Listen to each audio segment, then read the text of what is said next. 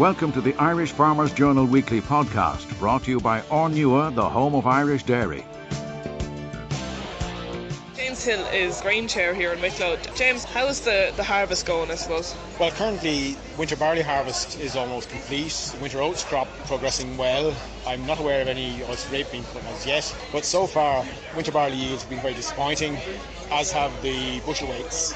There are exceptional crops here and there, but the general opinion is that crops are back to about 25%. And I mean, we're here today at the Tinahely Show and it's wet outside. I mean, obviously that's going to have an impact as well, isn't it? Well, okay, a wet day now and again doesn't do a whole lot of harm in the grain business, but prolonged broken weather does, because grain is not harvested, it's ripe, will deteriorate on the shank, straw will break down and you'll have higher in-field losses. Now, the winter wheat harvest isn't ready just yet. It will be in about another possibly week, 10 days it'll be commencing. And then the spring barley harvest, and they will be the main grains, shall we say, in the country. Spring barley crops, initial indications are that they won't be as good as last year. Winter wheat isn't expected to be as good as last year either. The spring barley might be a little bit better than what we've seen so far in the winter barley, will it? Not in terms of overall yield, because winter barleys have improved dramatically in the yield levels that, years ago 4 tonne was a very exceptional crop, whereas nowadays 4 tonne in winter barley is very readily achieved. Spring barley crops haven't advanced to the same degree in terms of yield potential or yield ability, though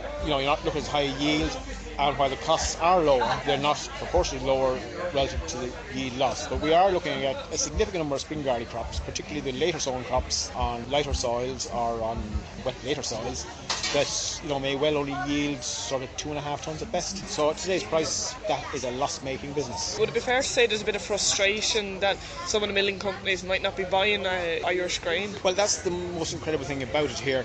We have a massive livestock industry. We need a lot of feed grain in the system. We have feed compounders who insist year on year on importing feed grain that's readily available, particularly barley. We do have a somewhat increased requirement for an imported feed wheat, but that's generally replaced by maize. It's very, very galling to grain farms to see imports of product from countries which aren't subject perhaps to the same regime of costs, countries that may have benefits of scale.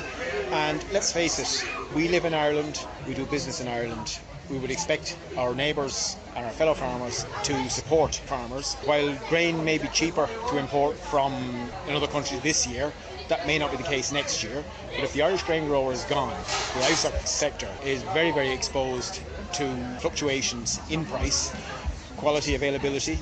And the other area, the provenance of Irish grain, reinforces the provenance of the green image of Ireland and Irish food products in the export markets. And that is what all the experts in this country seem to say we should aspire to. And Origin Green, which is a government-led directive for the food industry, is based around this. Well, now, the whole integrity of the Origin Green labelling in the livestock sector falls apart if that sector is fully or mainly dependent on imported feed from unknown sources. But ultimately, it's up to each individual farmer to insist on having Irish grain sold to them rather than letting the mill or the merchant decide it. Isn't that, it has to come from the ground up, doesn't it? Yeah, essentially it is. I mean, it has to be a buyer-led thing. Unfortunately, our state agencies have been derelict in recent times in regard to promotion of Irish grain. Their advice has been, where supplementation is necessary, where pasture is inadequate, to use an imported filler such as citrus pulp or soya hulls, very inferior and very poor value type of product. Essentially, we in Ireland, we should work for Ireland to the benefit of Ireland and not be driven by a cost-cutting, low-cost, questionable standard agenda.